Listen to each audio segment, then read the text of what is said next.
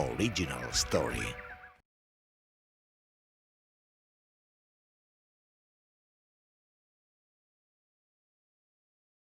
Bonjour Bernard.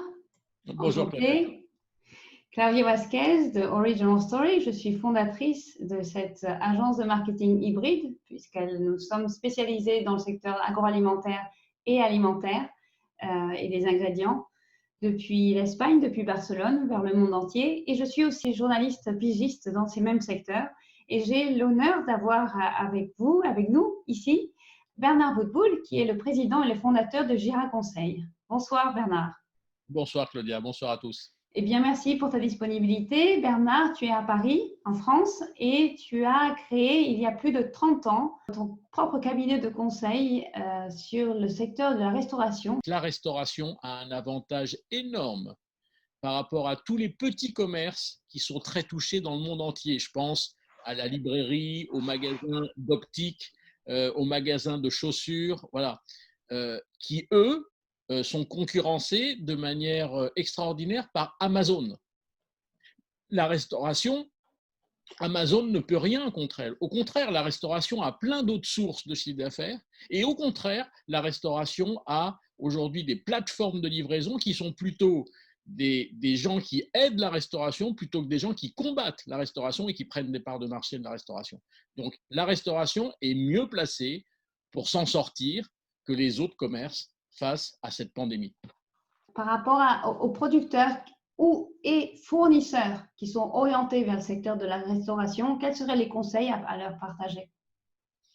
Alors, les conseils que je leur donnerais, c'est d'abord de se tourner au plus près possible du changement radical de comportement alimentaire des consommateurs.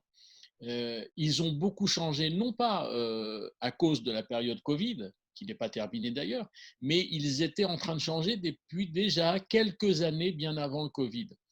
On a affaire, on l'a dit tout à l'heure, à des consommateurs qui veulent se faire plaisir, à des consommateurs qui prennent de moins en moins de temps quand ils restent à table. On a affaire à des consommateurs qui sont de plus en plus à la recherche de resaisonnalisation de ce qu'on leur met dans leurs assiettes. On a des consommateurs qui se plaignent beaucoup qu'on leur met des tomates toute l'année, alors qu'il y a une saison de la tomate. On se plaint également d'avoir des fraises en plein mois de décembre. Et pourquoi le consommateur se plaint? C'est parce qu'il est à la recherche du goût. Et il sait très bien que le goût est complètement à côté des fraises au mois de décembre ou des tomates toute l'année. Donc, le consommateur veut retrouver du goût et il a compris que le goût reviendra grâce à la saison. On a aussi affaire à des consommateurs qui sont de plus en plus à la recherche dans un restaurant de partage. Ça veut dire quoi de partage?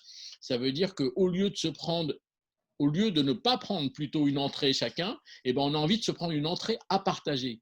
Et ça, pour les fournisseurs, c'est très nouveau parce que ça veut dire qu'il faut qu'on crée des produits de partage. Il faut qu'on crée des gammes de partage. On a affaire à des consommateurs aujourd'hui qui veulent aujourd'hui, par exemple, ça existe dans de plus en plus de pays, ce qu'on appelle le café gourmand.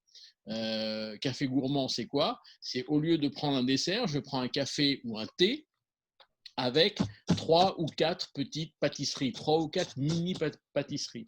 Pourquoi les gens sont intéressés par ça? Parce que ça leur permet de goûter plusieurs pâtisseries en mini portions, mais surtout, ça leur permet également de les partager. Et je terminerai aussi par autre chose qui est très important aujourd'hui pour le consommateur, c'est que de plus en plus de consommateurs, je me demande si ce n'est pas une majorité maintenant, veulent aujourd'hui aller quelque part pour se nourrir en ayant du sens. Je m'explique, ils ne veulent plus aller dans un restaurant sans raison. Le sens, c'est il fait du bio, il protège les agriculteurs de sa région, il combat enfin, il est plutôt pour le bien-être animal, il est plutôt sur du bio, il est plutôt sur des circuits courts. Bref, il faut qu'il y ait du sens. Le consommateur recherche de plus en plus de sens dans ce qu'il mange. Et ça, c'est les fournisseurs qui vont nous le donner, ce n'est pas les restaurateurs. Les restaurateurs sont très en attente que les fournisseurs leur envoient des produits qui ont du sens. Original Story.